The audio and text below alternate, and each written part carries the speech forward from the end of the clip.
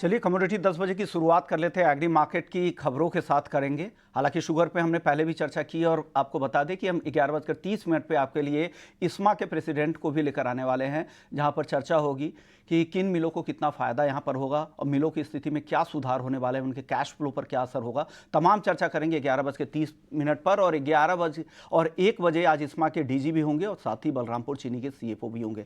चलिए top 10 commodities में आज सबसे पहले जीरे की बात कर लेते हैं, जहां पर धीरे धीरे हल्की खरीदारी दिख रही है। 25,600 के करीब यहां पर भाव आ चुका है, मांग में सुधार हो रहा है। लेकिन धनिया लगातार यहां पर दायरे में है। 7,000 के ऊपर जाने के बाद फिर से 7,000 के नीचे आ चुका है।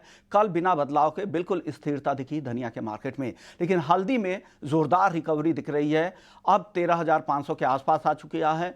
और जिस तरह की गिरावट आई थी भारी बिकवाली के बाद, एक टेक्निकल बाउंस बैक है या फंडामेंटल्स की वजह से ये रिकवरी दिख रही है, आगे हम चर्चा करेंगे। ग्वार सीड ग्वारगम की अगर चाल अगर आप देखें तो यहां पर कल फिर से दबाव दिखा था, आज भी दायरे में ही कारोबार हो रहा है। तो ये दायरा खत्म ही नहीं हो रहा है ग्वारसीड और ग्वारगम का। कैस्टर की बात करें तो लोअर लेवल पे बाइंग आई है। अच्छी तेजी के बाद जो मुनाफा वसूली फिर से दिखी थी, उसके बाद फिर से थोड़ी खरीदारी लौट रही है। 6,100 के ऊपर अब कैस्टर का वायदा आ चुका है।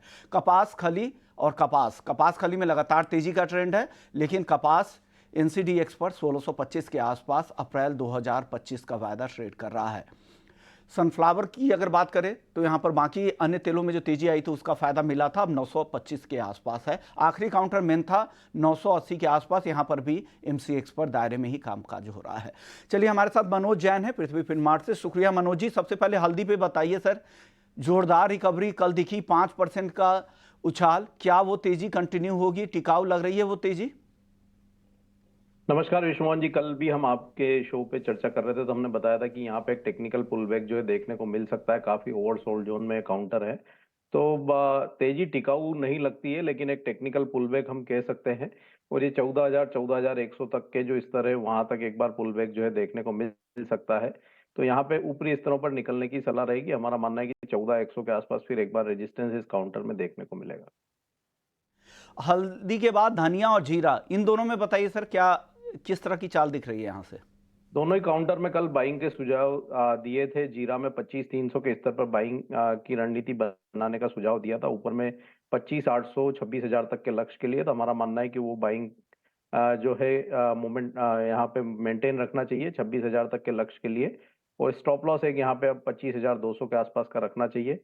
वहीं धनिया में भी निचले स्तरों पर बाइंग का रिकमेंडेशन दिया था। तो मेरा मानना है कि यहाँ भी अ, जो है बाइंग है वो कंटिन्यू की जा सकती है।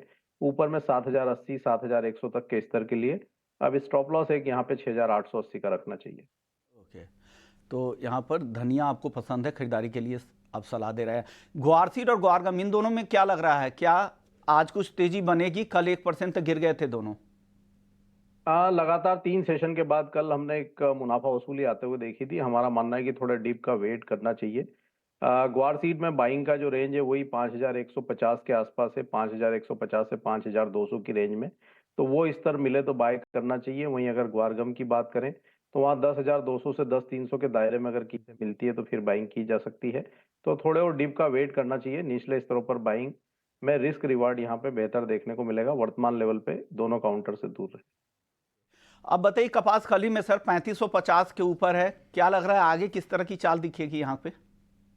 काफी वोलेटाइल काउंटर है और हमने एक अच्छी बढ़त इस काउंटर में आते हुए देखी है। बाइंग का अगर ट्रेड है तो 3440 के स्तर के नीचे का एक स्टॉप लॉस मेंटेन करना चाहिए। ऊपर में कहीं भी 3600 3650 के स्तर मिले तो एक बार मुनाफा वसूली कर लेना चाहिए। चलिए नॉन एग्री की बात कर लेते हैं सर। नॉन एग्री में गोल्ड और सिल्वर अच्छी तेजी के बाद आज थोड़ी नरमी दिख रही है दोनों ही काउंटर में, क्या लग रहा है अब? बिल्कुल दायरे में है। कल भी हमने 71,700 के आसपास बाइंग की सलाह दी थी 72,200 के लक्ष्य के लिए। और वो लक्ष्य हमने कल शाम के सत्र में हासिल होते हुए देखे थे। आज फिर एक बार करेक्शन देखने को मिल रहा है। तो निचले स्तरों पर बाइंग की सलाह रहेगी। गोल्ड में अगर 71,740 के स्तर मिलते हैं अक्टूबर वायदा में, तो फिर एक बार लॉन्ग करना चाहिए 71,500 के स्टॉप लॉस से। वहीं लक्ष्य यहाँ पे 72,200 के रखे जा सकते हैं। चांदी में यहाँ पे एक्सपायरी के चलते थोड़ी वॉलेटिलिटी रह सकती है। तो हमारा मानना है कि अभी यहाँ थोड़े और डीप का वेट करना चाहिए, क्योंकि जो नेक्स्ट कॉन्ट्रैक्ट है उसमें प्रीमियम काफी ज्यादा है। तो बेहतर होगा चांदी से आज के सत्र में दूर रहे। सोने में निचले स्तरों पर बाइंग की जा सकती है। चांदी में आज के सत्र में दूर रहे, सोना निचले स्तरों पे खरीदे।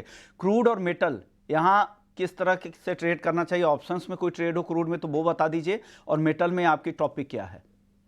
क्रूड में भी एक दायरा ही बना हुआ है विश्व मोहन जी। हम देख रहे हैं कि 6200 से 6500 की रेंज बनी हुई है। कल हमने कीमतों को 6400 के ऊपर आते हुए देखा था। ऊपरी लेवल्स पे फिर एक बार रेजिस्टेंस देखने को मिल रहे हैं। बिकवाली की सलाह कतई नहीं रहेगी। अगर डिप्स आते हैं 6300 से 6280 के आसपास, तो निचले स्तरों पर वहां भी बाइंग की जा सकती है 6220 के स्टॉप लॉस से।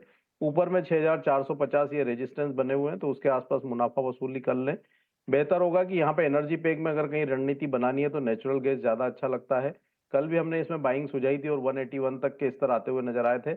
आज भी अगर डिप्स मिलता है 176 के आसपास तो बाइंग की जा सकती है। 171 का स्टॉप लॉस रखें 185 तक के लक्ष्य के लिए। वहीं मेटल में यहाँ पे एल्यूमिनियम पसंद है। हमने निचले स्तरों पे अच्छे सपोर्ट जो है बनते हुए देखे हैं इस काउंटर में। सितंबर के वायदा में 226 के स्तर पर बाय करना चाहिए 224 के स्टॉप लॉस से। लक्ष्य यहाँ पे 230 के रखे जा सकते हैं। एल्युमिनियम आपको पसंद है, क्रूड पर भी आपने रणनीति बता दी। शुक्रिया मनोज जी, आपने वक्त निकाला हमारे लिए, हमारे दर्शकों को गाइड किया एग्री मार्केट को लेकर भी और नॉन एग्री मार्केट को लेकर भी।